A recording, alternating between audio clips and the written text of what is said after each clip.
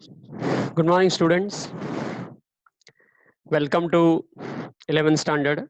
आप लोगों ने 10th स्टैंडर्ड पास कर लिया है और 11th स्टैंडर्ड में आ गए, तो सबसे पहले तो आप सब लोगों को बहुत बहुत congratulation and all the best for the future journey.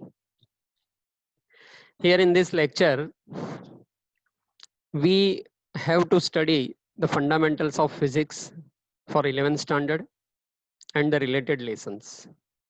But before we actually start the physics, we will come across many mathematical tools which will be used for solving problems of physics. तो उसके लिए हमारे लिए ये ज़रूरी है कि mathematics के कुछ फंडामेंटल्स जो आप एक्चुअली 11th में या आप बाद में 12th में भी पढ़ने वाले हैं ही, लेकिन उसका यूज़ कुछ शुरू के लेसन्स में भी फिजिक्स में हो जाता है, तो ये शुरू में ही बताना बहुत ज़रूरी हो जाता है। तो इसलिए आज का ये जो लेक्चर है वो मैथमेटिकल टूल्स फॉर फिजिक्स है। ये कुछ टॉपिक्स ऐसे हैं जो आप बाद में पढ़ेंगे, लेकिन उसका यूज़ फिजिक्स में जल्दी हो जाता है, शुरू के कुछ लेसन्स में ही हो जाता है, तो इसलिए आपको उसका नॉलेज होना ज़रूरी है। So that is why I will try to explain these are the things which are going to be used for solving the problems of physics. अब इसमें मेनली जो है वो 4 टॉपिक्स हैं। एक तो फंडामेंटल्स ऑफ ट्रिगोनोमेट्री है, concept of limit, basics of derivatives that is differentiation and basics of integration। ये चारों लेसन आप डिटेल में बाद में पढ़ने वाले हैं ही, लेकिन जब तक आप पढ़ेंगे कम से कम उसमें 4-6 महीने चले जाएंगे, या कुछ टॉपिक्स तो आप 12th स्टैंडर्ड में पढ़ने वाले हैं, बट जबकि जिसका यूज जो है वो इसी 11th स्टैंडर्ड में होने वाला है, और वो भी शुरू के कुछ लेसन्स में। इसलिए उसके कुछ फंडामेंटल्स जो हमें थोड़े बहुत ज़रूरी है उतने मैं आप लोगों को पढ़ा देता हूँ। इसे मैथमेटिकल टूल्स फॉर फिजिक्स कहते हैं।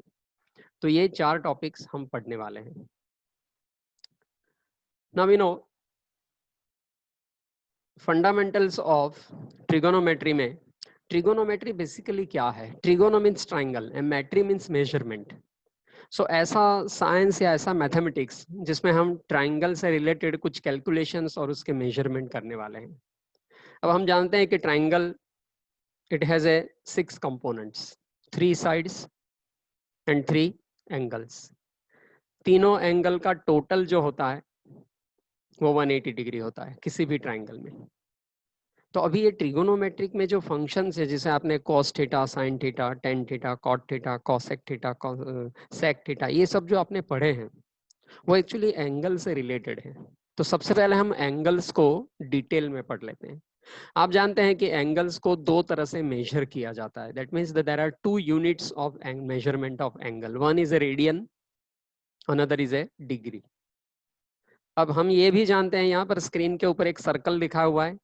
O is the center of the circle, R is its radius, A and B 2 points we have taken on circle। A और B के बीच की जो लीनियर लेंथ है वो L है, and A and B they are subtending angle theta at O। तो O के पास वहां पर एंगल थीटा बना हुआ है। अब हम जानते हैं कि 2 पाई रेडियन को हम 360 डिग्री कहते हैं। 2 पाई रेडियन मतलब एक पूरा सर्कल अगर हम घूमेंगे तो 360 डिग्री हो जाता है। एंगल डिग्री में 360 होता है और रेडियन में कितना होता है? 2 pi. So 2 pi radian is equal to 360। So pi radian is equal to 180, half कर देंगे। So 1 radian is equal to कितना है? तो पाई से डिवाइड कर देंगे तो 180 अपॉन पाई। इसका मतलब है जब भी आपको रेडियन से डिग्री में कन्वर्ट करना है, फिर से एक बार समझ लीजिए, एंगल को रेडियन से डिग्री में कन्वर्ट करना है तो आपको क्या करने का है? 180 डिग्री 180 बाई पाई से मल्टीप्लाई कर देना है। So 1 radian is equal to 180 degree upon pi, या तो फिर पाई की वैल्यू सब्सटीट्यूट कर दीजिए 3.1416, तो वो 180 डिवाइडेड बाय 3.1416 भी रख सकते हैं, या तो फिर 57.3 भी कह सकते हैं। अब 180 को 3.1416 से डिवाइड कर देंगे तो 57.3 डिग्री आ जाएगा। So 1 radian is equal to 57.3 degree. इस तरह से आप रेडियन को डिग्री में कन्वर्ट कर सकते हैं। अब इसका रिवर्स ले लेते हैं, इसका opposite. 360 degree is equal to 2 pi radian. So 1 degree is equal to 2 pi radian r divided by 360. You write like this. तो 2 pi r को हम 360 से डिवाइड कर देंगे. You write like. So 1 degree is equal to pi upon 180 हो जाएगा. So ultimately 1 degree is equal to कितना radian होता है? तो 0.01745 रेडियन होता है. तो यूजुअली आप 360 डिग्री को, मतलब डिग्री को रेडियन में कन्वर्ट कर सकते हैं और रेडियन को डिग्री में कन्वर्ट कर सकते हैं. Is it clear? तो ये आगे चल के कहीं पर आपको फिजिक्स में एंगल को अलग अलग यूनिट्स में एक्सप्रेस करना जरूरी होता है, तो उस वक्त आपको ये बहुत ही यूजफुल हो जाएगा. Right like this. नेक्स्ट, अभी कोई भी सर्कल के ऊपर अगर हम कोई आर्क ले लेते हैं तो उस आर्क ने सेंटर के पास जो एंगल बनाया है उसके साथ उसका क्या रिलेशन है, वो कैसे पता करेंगे? तो आप देख लीजिए, here the circle with centre O and radius R is shown. A and B 2 points are given on the circle. 2 point है जिसके बीच की लेंथ कितनी है? L. तो L means nothing but the length of the arc, क्योंकि AB arc है.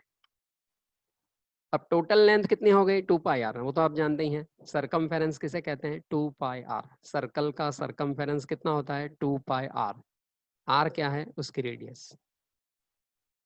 अब small length L को अगर हम 2 पाई आर के साथ रेशियो ले लेंगे तो सेम रेशियो एंगल में क्या मिलेगा? Theta upon 2 pi. जैसे L अपॉन 2 पाई आर है तो थीटा अपॉन 2 पाई.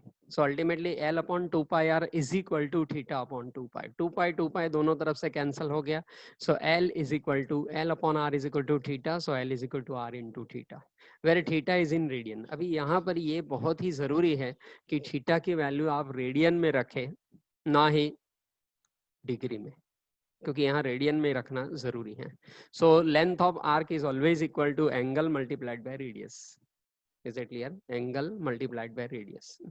और एंगल यूजुअली एक्यूट एंगल आना चाहिए. जिस तरफ का हमें लेंथ मेजर करना है उस तरफ का एंगल हमें पता करना है.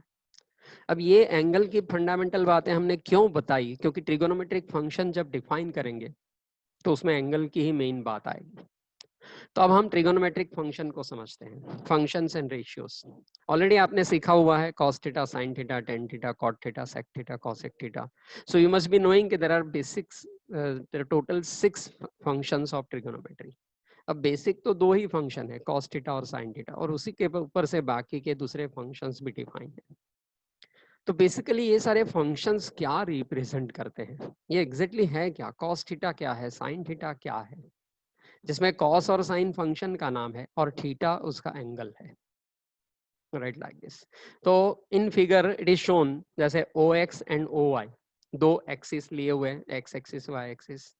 उसके ऊपर OP इज द लाइन, या वेक्टर ले लीजिए या लाइन ले लीजिए. It is making angle theta with X axis. P से एक परपेंडिकुलर ड्रॉ करेंगे. So foot of the perpendicular is M. मतलब एक्स एक्सिस के ऊपर हमने एक परपेंडिकुलर ड्रॉ किया हुआ है. So PM is the perpendicular, C is the hypotenuse. तो एक राइट एंगल ट्राइंगल बन जाएगा. कौन सा? PMO. आप फिगर पर से देख सकते हैं राइट एंगल ट्राइंगल कौन सा बन गया? PMO, जिसमें PM परपेंडिकुलर है, OM बेस है and OP is the hypotenuse. तो अब ये sign theta, cos theta, tan theta basically क्या है? सो सबसे पहले अगर हम साइन थीटा की बात करें तो it is nothing but the ratio of any right angle triangle. In right angle triangle it is the ratio of opposite side to the hypotenuse. अब ऑपोजिट मतलब किसकी ऑपोजिट साइड? तो एंगल आपने कहाँ लिया हुआ है? उसके ऑपोजिट. अब यहाँ पर आप देखेंगे तो एंगल थीटा लिया हुआ है. थीटा के एग्जैक्ट सामने वाली साइड कौन सी बनती है? परपेंडिकुलर. अगर आपने P के पास थीटा लिया होता, अभी हमने थीटा कहाँ लिया हुआ है? O के पास. अगर आप P के पास थीटा लेते तो अपोजिट साइड बेस बन जाता, मतलब OM अपोजिट साइड बन जाती. So usually sine theta it is the ratio of opposite side to the hypotenuse. इसका मतलब है साइन थीटा एक ऐसा फंक्शन है जो परपेंडिकुलर और हाइपोटेनस के रेशियो को रिप्रेजेंट करता है. आप जानते हैं कि एंगल जितना बढ़ाते चले जाएंगे उतना परपेंडिकुलर बढ़ता जाएगा. बेस तो खैर उतना रहेगा लेकिन परपेंडिकुलर बढ़ता चला जाएगा. सो it is A direct relation between the theta and the height of the perpendicular. Same case cos theta में है. कॉस थीटा में क्या है, थीटा अगर चेंज करेंगे तो हाइपोटेनस भी चेंज होता चला जाएगा. सो बेस के कंपेयर में हाइपोटेनस कैसे चेंज होता है और परपेंडिकुलर के कंपेयर में थीटा कैसे चेंज होता है, ऐसे दो फंक्शन डिफाइन हुए हैं. So cos theta is equal to base upon hypotenuse. अब देख लीजिए बाकी के फंक्शन तो अपने आप डिफाइन हो जाता है, जैसे tan theta is equal to sine theta upon cos theta, cot theta is equal to cos theta upon sine theta. So it is a ratio of different functions. फिर भी यहाँ पर टेन थीटा मैंने एक डिफाइन करके रखा हुआ है, perpendicular divided by base, that means opposite side upon the base और एडजेसेंट साइड. अपोजिट कौन सी है ये किसके ऊपर डिपेंड करता है कि आपने थीटा कहाँ लिया हुआ है. सो थीटा अगर आप ओ के पास लेंगे तो सामने की साइड पी एम परपेंडिकुलर बन जाए, अपोजिट साइड बन जाएगी. और अगर थीटा आप पी के पास लेंगे तो O M will be the opposite side. तो ये सारा हमें पता होना चाहिए कि किस तरह से करते हैं. So sine theta, cos theta, tan theta ये इस तरह से डिफाइन होते हैं. These are the trigonometric function. ये trigonometric function maximum times physics में यूज होंगे, तो आपको उसका नॉलेज होना बहुत ज़रूरी है. इसलिए ये पहले ही डिफाइन करके रखा हुआ है और आपको उसके फंडामेंटल हम सिखाने की कोशिश कर रहे हैं, ताकि उसके बेस पे फिजिक्स के कुछ शुरू के लेसन्स और बाद के भी जिसमें ये सब यूज होगा आप उसे अच्छी तरह से समझ सकते हैं. क्लियर? आगे बढ़ते हैं. अब फंडामेंटल आइडेंटिटीज आपने 10th स्टैंडर्ड में सीख ली हैं. फिर से यहाँ पर एक थोड़ा सा रिवीजन कर देते हैं. उसके अलग अलग एंगल्स की वैल्यूज भी आपने सीख ली हैं, उसके रिलेटेड कुछ न्यूमेरिकल्स एग्जांपल्स भी आपने सॉल्व किए होंगे, आपको आते भी होंगे. पर यहाँ फिर से एक रिवीजन कर लेते हैं क्योंकि बीच में बहुत बड़ा वैकेशन चला गया है, तो हो सकता है कि आपकी मेमोरी थोड़ी लॉस हो गई होगी. तो यहाँ पर एक फिर से we can recollect the memory.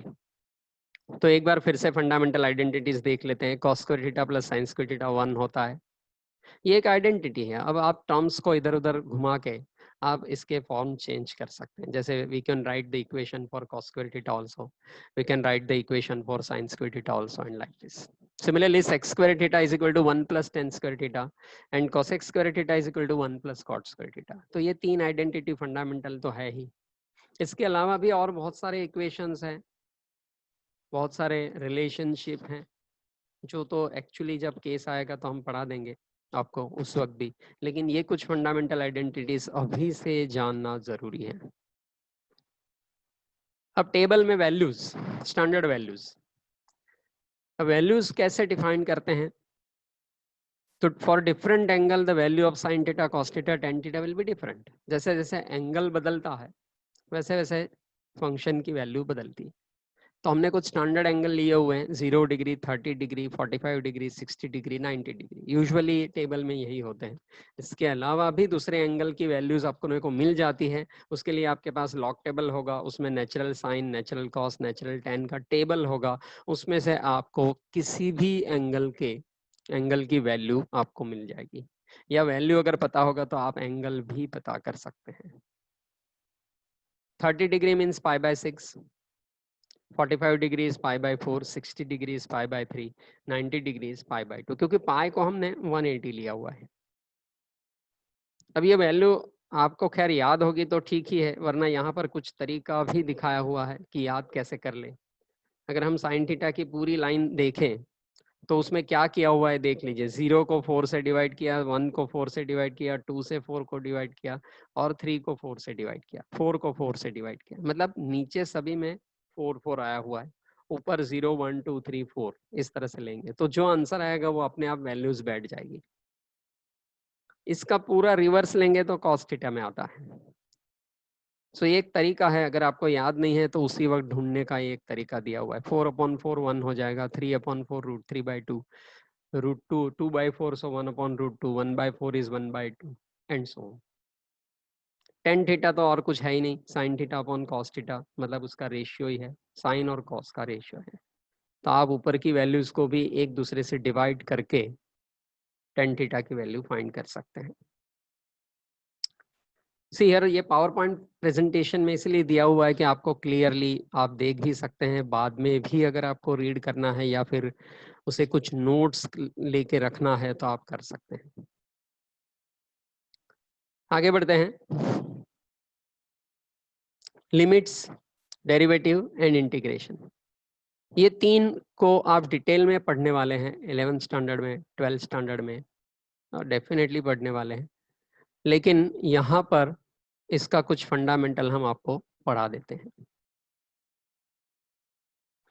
तो फंडामेंटल क्या है? सबसे पहले हम शुरू करते हैं लिमिट्स। लिमिट्स बेसिकली क्या है? लिमिट मतलब एक ऐसा है, the concept of a limit is the fundamental concept of calculus and analysis. It is used to define the derivative and definite integral, even indefinite integral में. And it can also be used to analyze the local behavior of function near a point of interest. अब ये थोड़ी complicated definition है, मैं आपको इसी तरीके से समझाता हूँ। लिमिट हमें ये बताता है कि कोई भी फंक्शन की वैल्यू कौन सी उस वैल्यू के तरफ जाएगी व्हेन उसके वेरिएबल की वैल्यू किसी दूसरे पर्टिकुलर वैल्यू की तरफ जाएगी।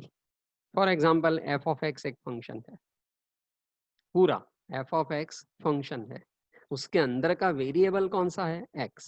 सो F of x is a function with a variable X. Now if X tends to A, what does it mean? X की वैल्यू अगर ए की तरफ जा रही है तो पूरे एफ ऑफ एक्स की वैल्यू कौन सी तरफ जाएगी? तो that is equal to, suppose L है तो हम ऐसा कह सकते हैं L is a limit of function F of x. इसको रीड कैसे करेंगे? Which read as the limit of f of x as x approaches a is l. So when x approaches a, f of x approaches l. L is the limit of function, but this limit is not a fixed limit. x की अगर value change होती है तो limit change हो जाती है। इसका मतलब है फंक्शन की लिमिट कौन सी वैल्यू की तरफ जा रही है ये किसके ऊपर डिपेंड है? x के ऊपर डिपेंड है। तो x की वैल्यू अगर किसी पर्टिकुलर वैल्यू के अप्रोच कर रही है, then f of x value will be approaching towards another value, that is called the limit. अब लिमिट के कुछ लॉज हैं। कांस्टेंट की लिमिट, मतलब अगर फंक्शन कांस्टेंट है तो वो कांस्टेंट ही आंसर आएगा क्योंकि उसमें कोई वेरिएबल नहीं है। हम कांस्टेंट फंक्शन किसे कहते हैं? जिसमें कोई वेरिएबल नहीं होता है। So constant, so limit x tends to a k is equal to k। Second law, identity law, limit x tends to a, x, देखो पहले में k था तो k आंसर आया, अब इसमें x है तो x की जगह हम क्या रख देंगे? a। क्यों? क्योंकि x की वैल्यू a की तरफ जा रही है तो पूरे फंक्शन की वैल्यू भी x की तरफ, a की तरफ ही जाएगी। So limit x tends to a, x is equal to a। अब एडिशन, सपोज दो फंक्शन है और दोनों फंक्शन का एडिशन कर दिया तो लिमिट भी हम सेपरेट दे सकते हैं, दोनों फंक्शन को अलग अलग लिमिट दे सकते हैं और दोनों लिमिट का टोटल कर देंगे। So limit of addition of functions, limit of addition of functions is always equal to addition of limit of the two different functions. Subtraction law, जैसे हम ऐड कर सकते हैं वैसे ही लिमिट को सब्ट्रैक्ट भी कर सकते हैं। तो ये सारे लॉज यहाँ पर दिखाए हुए हैं। F of x minus g of x, तो limit x tends to a f of x minus limit x tends to a g of x, मतलब लिमिट को हम सेपरेट दे सकते हैं दोनों को। कांस्टेंट कोएफिशिएंट लो, मतलब किसी एफ ऑफ एक्स को के से मल्टीप्लाई करेंगे तो पूरी लिमिट के टाइम्स हो जाएगी। मल्टीप्लीकेशन लॉ किसे कहते हैं? F of x dot G of x, तो अगर मल्टीप्लीकेशन है तो मल्टीप्लाई हो जाएगा लिमिट को, राइट लाइक दिस। और अगर एडिशन है तो एडिशन हो जाएगा, सब्ट्रैक्शन है तो सब्ट्रैक्शन हो जाएगा, right like this. Similarly power laws क्या है? पावर लॉज क्या है कि अगर फंक्शन का कोई पावर है तो वो जो पावर होता है वो आगे आ जाता है। So it is provided by limit x tends to a, f of x does not equal to if n is less than 0. Division law भी डिवीजन की तरह से डिवाइड कर सकते हैं। सो एडिशन के लिए एडिशन, सब्ट्रैक्शन के लिए सब्ट्रैक्शन, मल्टीप्लिकेशन के लिए मल्टीप्लिकेशन और डिवीजन के लिए डिवीजन। तो ये इस तरह से इसके लॉज है। Is that clear? अब डेफिनेशन ऑफ डेरिवेटिव। अब डेरिवेटिव में ये लिमिट कैसे यूज होता है वो आप देख सकते हैं। सबसे पहले तो डेरिवेटिव क्या है ये समझ लेते हैं। Derivative means what? Rate of change of one variable with respect to another variable. Rate of change of one variable with respect to another variable. मतलब अगर दो वेरिएबल एक दूसरे से रिलेटेड है, एक दूसरे से अटैच्ड है, तो एक वेरिएबल में अगर हम चेंज करेंगे तो दूसरा वेरिएबल भी चेंज होगा। तो एक वेरिएबल में जैसे x है या y है, तो कोई भी x में हम थोड़ा सा चेंज करेंगे तो y में कितना चेंज आएगा। So per unit change in x, what will be the corresponding change in y is said to be rate of change of one variable with respect to another variable. So नीचे सबसे पहले definition पढ़ लेते हैं। Derivative is the rate of change of one variable y with respect to another variable x and it is denoted by dy by dx. उसको कैसे denote करते हैं? dy by dx derivative. या तो अगर f of x है तो उसको f डैश x से इंडिकेट करते हैं।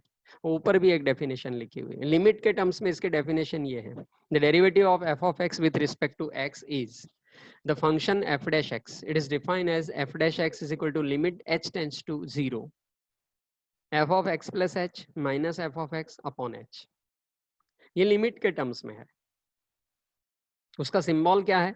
f डैश x भी हो सकता है, dy by dx भी हो सकता है, m भी हो सकता है, आप कोई भी डिनोट कर सकते हैं symbol. So dy by dx is equal to limit h tends to 0 f of x plus h minus f of x upon h. और अगर limit x tends to a है तो f of x minus f of a upon x minus a. अब इस ये जो formula है इससे भी हमें डेरिवेटिव तो मिल ही जाएगा, लेकिन ये बाय डेफिनेशन है। हम डायरेक्ट फॉर्मूला से भी कर सकते हैं। फॉर्मूला से करेंगे तो प्रॉब्लम जल्दी सॉल्व हो जाते हैं। डेफिनेशन से करेंगे तो भी आंसर आते हैं, लेकिन बहुत लेंथी प्रोसेस होता है। तो अब डेरिवेटिव की स्टैंडर्ड फॉर्मूला मैं आपको दे देता हूँ जो काफी जगह यूज होगी। तो ये यहाँ पर पूरी स्क्रीन के ऊपर आ गई है। D by D x of C, C means constant. तो आप समझ लीजिए कांस्टेंट का डेरिवेटिव हमेशा जीरो होता है। क्यों जीरो होता है? क्योंकि डेरिवेटिव के डेफिनेशन फिर से एक बार अच्छी तरह से, रेट ऑफ चेंज है। Derivative is nothing but the rate of change.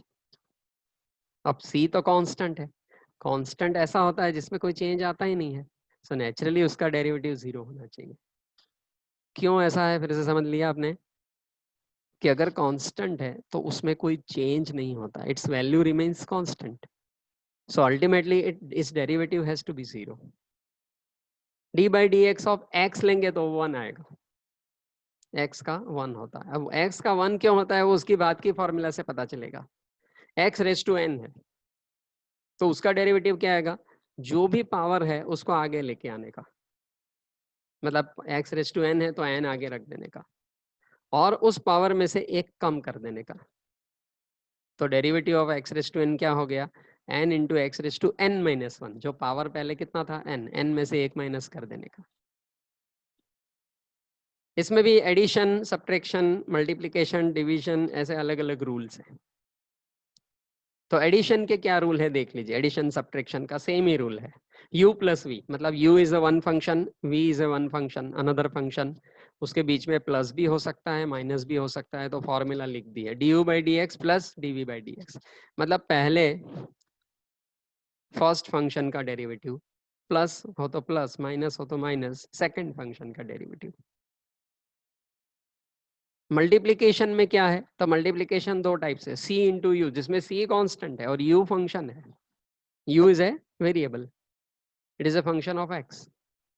So d by D x of c u क्या हो जाएगा? तो c कांस्टेंट है इसलिए वो आगे आ जाएगा और डेरिवेटिव सिर्फ u का होगा। सो c times du by D x. आप समझ रहे हैं? सिक्स्थ, अब u इंटू वी, अगर दो फंक्शन का मल्टीप्लीकेशन है तो देख लीजिए डेरिवेटिव क्या होगा।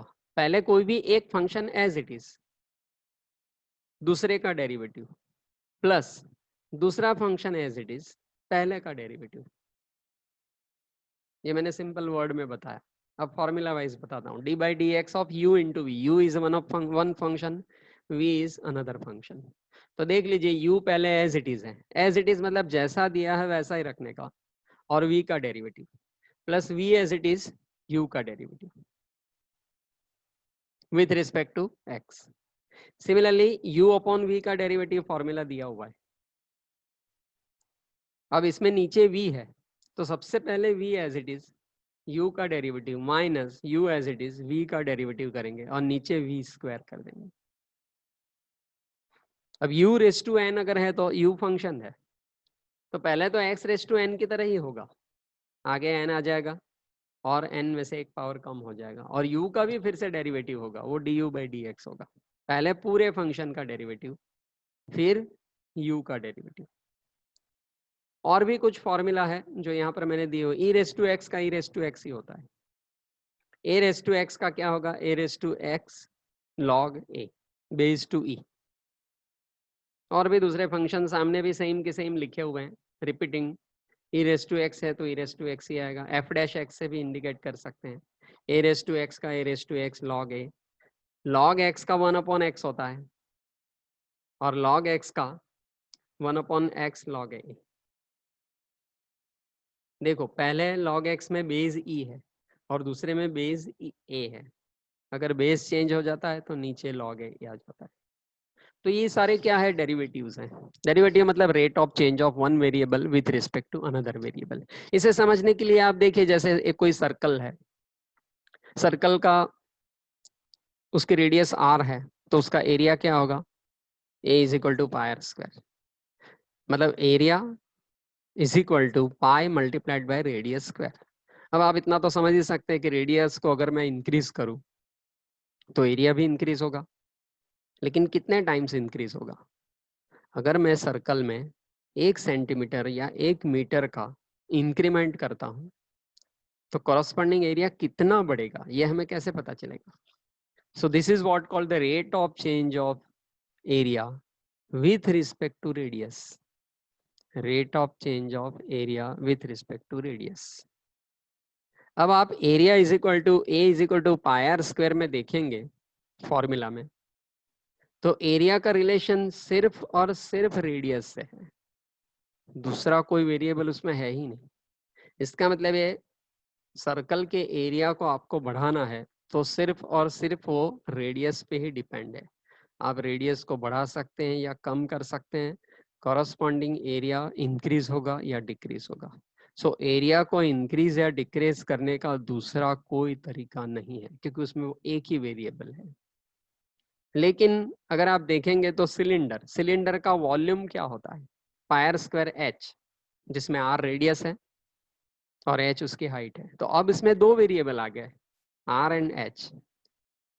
तो अगर आपको किसी सिलेंडर का वॉल्यूम चेंज करना है, इंक्रीज या डिक्रीज करना है, तो आपके पास दो वेरिएबल है। आप बेस रेडियस भी इंक्रीज या डिक्रीज कर सकते हैं और हाइट को भी इंक्रीज या डिक्रीज करके कर सकते हैं। So there are two variables. Is it clear. तो अभी आपको समझ में आएगा कि rate of change of variable क्या है। ठीक है, आगे बढ़ते हैं। अब यहाँ पर डेरिवेटिव और इंटीग्रेशन दोनों की कुछ कंपेरेटिव फॉर्मूला दी है। वो मैंने ये टेबल इसीलिए बनाया क्योंकि आपको मैं ये एक्सप्रेस करना चाहता हूँ या समझाना चाहता हूँ कि डेरिवेटिव और इंटीग्रेशन एक दूसरे के अपोजिट फंक्शन है। जैसे पहला एग्जांपल ले ले, D by D x of sine x ले लेते हैं, तो वो कॉस एक्स होता है। तो कॉस एक्स का ही इंटीग्रेशन क्या होगा, sine x. So derivative is the reverse process of integration और integration is the reverse process of derivative. जिस प्रोसेस से हमने डेरिवेटिव किया उसका ही रिवर्स प्रोसेस करेंगे तो हमको फिर से वो फंक्शन मिल जाना चाहिए। तो देख लीजिए, फिर से बता देता हूँ, d by D x sine x करेंगे तो कॉस एक्स होता है, तो नेचुरली कॉस एक्स का इंटीग्रेशन साइन एक्स बनना चाहिए।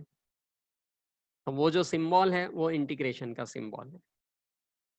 सिमिलरली cos x का माइनस साइन एक्स होता है डेरिवेटिव, तो साइन एक्स का माइनस cos x होगा।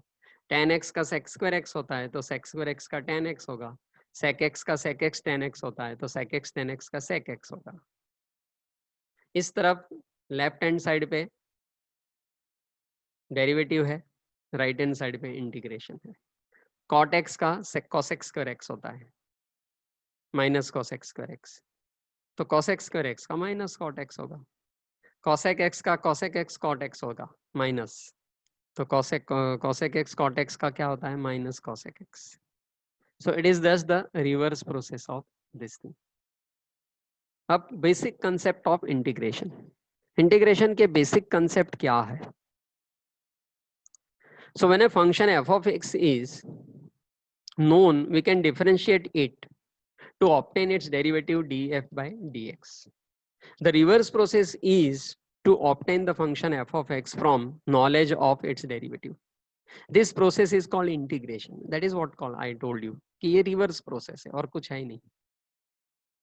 When we want to differentiate a function y of x, we use the notation d by dx as an instruction to differentiate and write dy by dx, d by dx of y of x.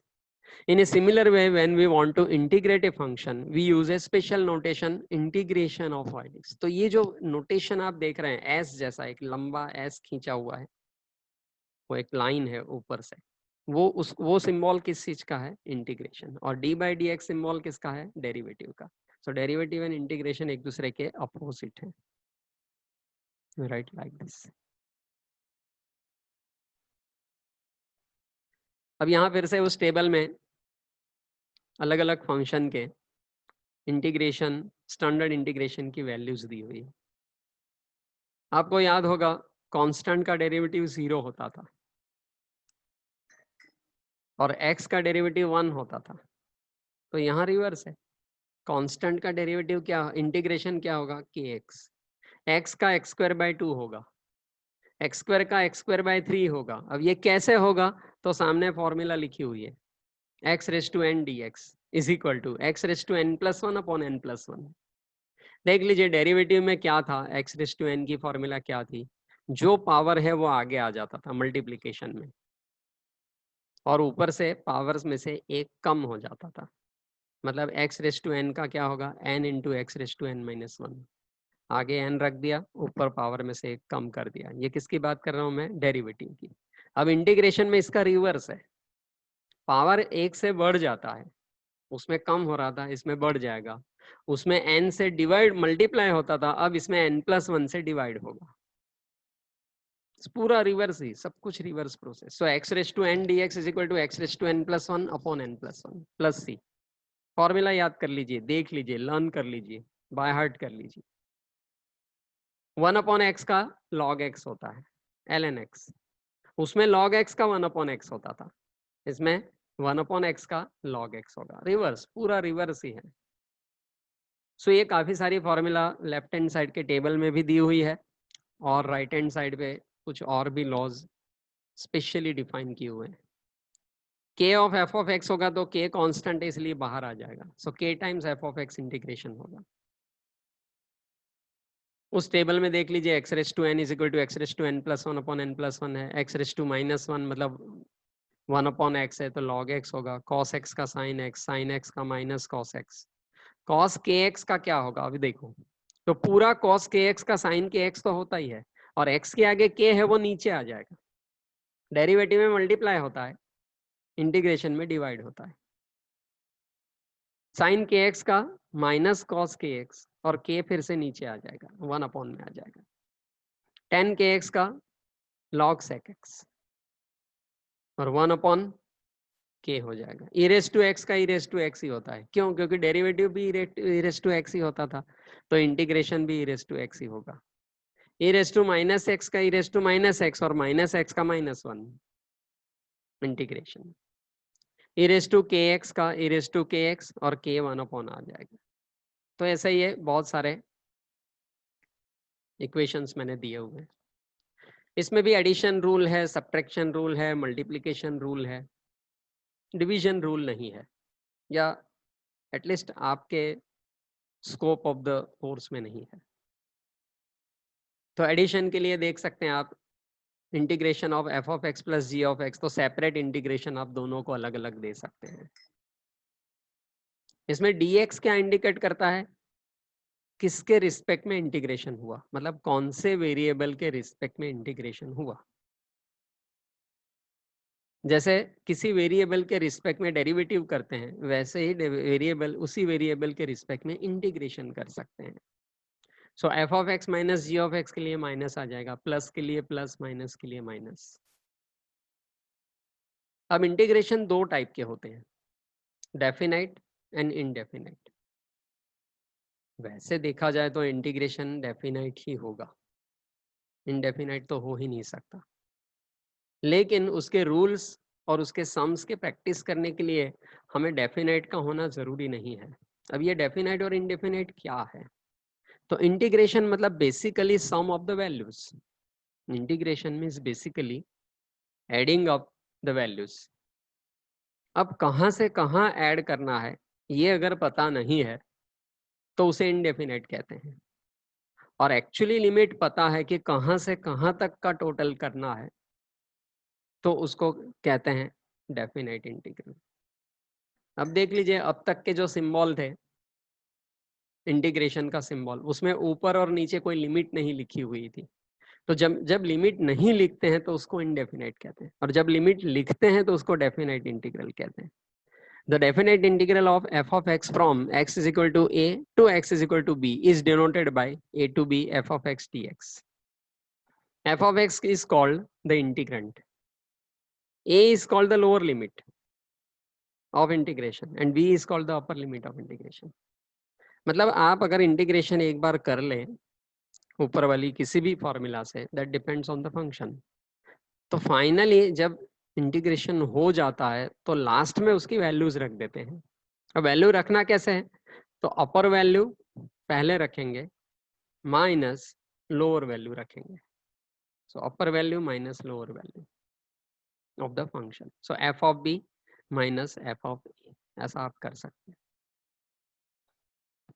अब यहाँ पर मैंने एक ही सम indefinite से और definite से solve करके आपको दिखाया हुआ है। अगर आप ध्यान से देखते हैं तो दोनों का वैसे तो इंटीग्रेशन करने में कोई चेंज नहीं है, सिर्फ पहले में वैल्यू रखी नहीं है, दूसरे में वैल्यू रख के फाइनल आंसर निकाला हुआ है। समझ लेते हैं, integration x raise to 5 dx, तो x रेस टू 5 मतलब x रेस टू n हो गया। तो हमने आपको क्या सिखाया है, ऊपर जो पावर है उसको 1 से बढ़ा देना है और नीचे उतने से ही डिवाइड कर देना है। तो x रेस टू 5 में 1 ऐड करेंगे तो कितना हो जाएगा x रेस टू 6, और 5 में 1 ऐड करके नीचे डिवाइड कर देना है। तो इसका मतलब आंसर क्या आ गया, x raise to 6 upon 6 plus k means it is a constant. Usually integration में कांस्टेंट का रखना जरूरी हो जाता है, ये भी आप आगे सीखेंगे क्यों जरूरी है। अब इनडेफिनेट में कोई वैल्यू नहीं रखी हुई है, बस ये इंटीग्रेशन हो गया। अब वही इंटीग्रेशन डेफिनेट में भी करना तो है ही, लेकिन लास्ट में वैल्यू रखनी है। कौन सी रखनी है, तो इंटीग्रेशन के सम में दी हुई है 1 to 2, मतलब लोअर लिमिट 1 है, अपर लिमिट 2 है। तो पहले अपर लिमिट रखेंगे, किसकी जगह, x की जगह 2 रखेंगे, फिर माइनस लोअर लिमिट रखेंगे, x की जगह 1 रखेंगे। इसका मतलब है 2 raise to 6 upon 6 minus 1 raise to 6 upon 6। अब ये तो खैर आपको कैलकुलेटर से या किसी कैलकुलेशन से मिल जाएगा, तो फाइनल आंसर 10.5 हो जाता है। So in short I wanted to tell you कि डेफिनेट इंटीग्रेशन में फाइनली वैल्यूज को सिर्फ रखना है, उसकी लिमिट की जो वैल्यूज दी हुई है वो आपको उसके अंदर पुट करके उसके अंदर रख के उसका फाइनल आंसर निकालना है, उसका मैग्नीट्यूड निकालना है। जबकि इनडेफिनाइट में इंटीग्रेशन तो वही करना है, सिर्फ वैल्यू रखनी नहीं है, क्योंकि दी ही नहीं है, पता ही नहीं है, like this.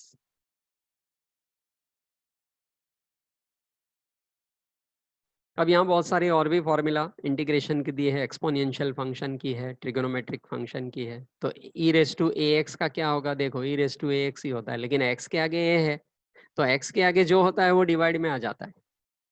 Similarly sign sine x का माइनस कॉस एक्स होता है, लेकिन साइन ए एक्स है यहाँ पर, इसलिए 1 अपॉन ए नीचे आ जाएगा, मतलब मल्टीप्लीकेशन में 1 अपॉन ए आ जाएगा। कॉस ए एक्स का साइन ए एक्स होता है तो 1 अपॉन ए आ जाएगा। सेक स्क्वायर ए एक्स का सेक्स 10x होता है तो 1 अपॉन ए 10ax। सेक एक्स 10ax मतलब सेक थीटा 10 थीटा, तो sec थीटा हो जाएगा। नीचे भी कुछ वैल्यूज दी हुई है, e रेस टू एक्स का e रेस टू एक्स ही होता है, a रेस टू एक्स का a raise to x upon log a, 1 upon x का x रेस टू -1 मतलब log x होता है। तो ये कुछ वैल्यूज यहाँ पर फॉर्मूला दी हुई है।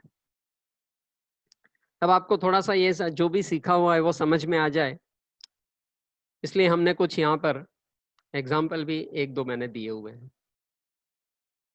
सो 3x raise to 6 plus x square minus 6, उसका डेरिवेटिव करना है। तो डेरिवेटिव कैसे होगा, देखो 3x रेस टू 6, सबको पहले तो सेपरेट डेरिवेटिव दे देते हैं।